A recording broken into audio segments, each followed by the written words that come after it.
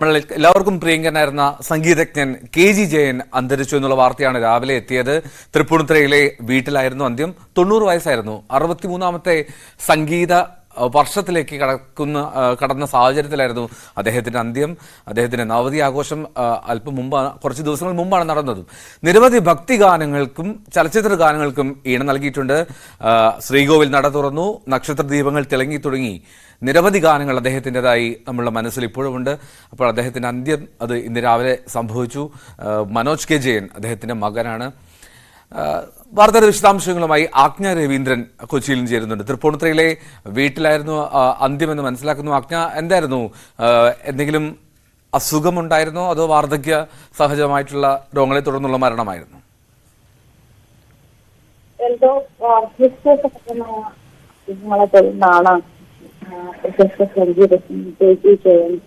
അന്തരിച്ചെടുക്കുന്നത് എന്തോ സൂചിപ്പിച്ചതുപോലെ തൃപ്പൂണിത്തുറയിലെ വീട്ടിലായിരുന്നു.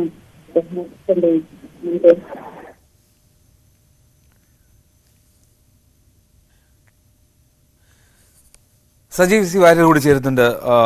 വിശദാംശങ്ങളെ സജീവ്, ഈ സംഗീത ലോകത്ത് ജയവിജയൻ ആ സഹോദരങ്ങളുടെ പേര് അത് സംഗീത ആസ്വാദകർക്ക് മറക്കാൻ കഴിയില്ല എന്നറിയാം. പ്രത്യേകിച്ചും ഈ വേദികളിൽ അതിലേറ്റവും കൂടുതൽ എനിക്ക് തോന്നുന്നു ഈ ഭക്തിഗാനങ്ങളാണ് അതിലേറ്റവും പ്രിയപ്പെട്ടതായിരുന്നത് ഇരുവർക്കും. അപ്പോൾ അങ്ങനെ ശ്രീകോവിൽ നട തുറന്നു എന്നുള്ള സന്നിധാനത്ത് നട തുറക്കുമ്പോൾ ഇപ്പോഴും കേൾക്കുന്ന ആ പാട്ട് ഈണം നൽകി സംഗീത ലോകത്തിന് എത്രമാത്രം വലിയൊരു നഷ്ടമാണ് ഈ കെ.ജി. ജയന്റെ വിയോഗം?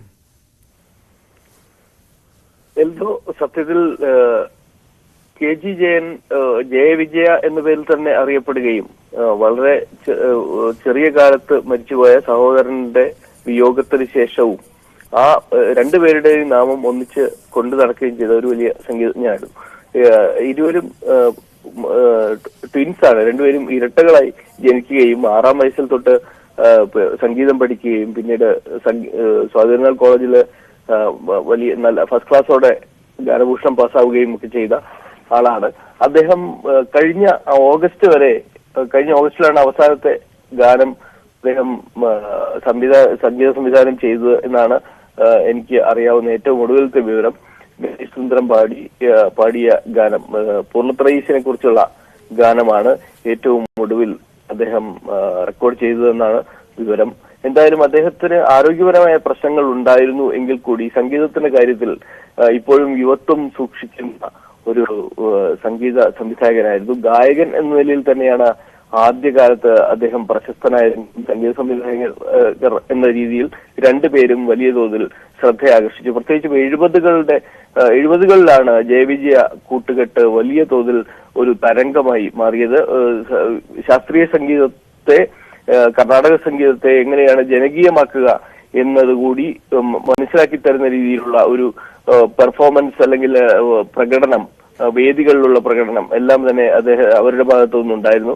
പിന്നീട് അദ്ദേഹത്തിന്റെ സഹോദരന്റെ നിര്യാണത്തെ തുടർന്ന ഭക്തിഗാനങ്ങളിലേക്ക് മാത്രമായി ഒതുങ്ങിപ്പോവുകയായിരുന്നു ഒരുപക്ഷെ കെ.ജി. ജയൻ എന്നാണ് നമുക്ക് ഇത്രയും കാലത്തെ അദ്ദേഹത്തിന്റെ സംഗീത ജീവിതം പരിശോധിക്കുമ്പോൾ നമുക്ക് മനസ്സിലാക്കാൻ കഴിയുന്നത്. ജയവിജയ എന്ന പേരിൽ തന്നെ അറിയപ്പെടുന്ന സഹോദരന്റെ കൂടി അദൃശ്യ സാന്നിധ്യം വേദികളിലും അതുപോലെ തന്റെ സംഗീത സംവിധാന രംഗത്തുമെല്ലാം തന്നെ അദ്ദേഹത്തിന് ഉണ്ടായിരുന്നു. അദ്ദേഹം മനസ്സിൽ അങ്ങനെ സൂക്ഷിച്ചിരുന്നു എന്നാണ് നമുക്ക് മനസ്സിലാക്കാൻ സാധിക്കുന്നത്. സജീവ്, ഈ മനോജ് കെ ജയൻ അദ്ദേഹത്തിന്റെ മകനാണ്, അതറിയാം. ഈ അവസാന കാലത്തെ ചില ചിത്രങ്ങൾ കണ്ടിരുന്നു. അതിൽ അല്പം അവശനായിരുന്നു അദ്ദേഹം.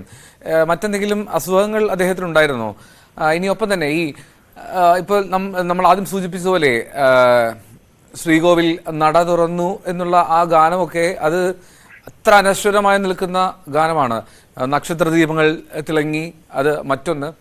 ഈ സംഗീതത്തിൽ ഒരു ക്ലാസിക്കൽ സംഗീതത്തിൻ്റെ ഏറ്റവും മനോഹരമായിട്ടുള്ള ശാഖയിലൂടെ ചലച്ചിത്ര സംഗീതത്തിലും മനോഹരമായി അതിനെ അപ്ലൈ ചെയ്ത ഒരു സംഗീതജ്ഞൻ, അദ്ദേഹത്തിൻ്റെ വിടവാങ്ങലാണ്.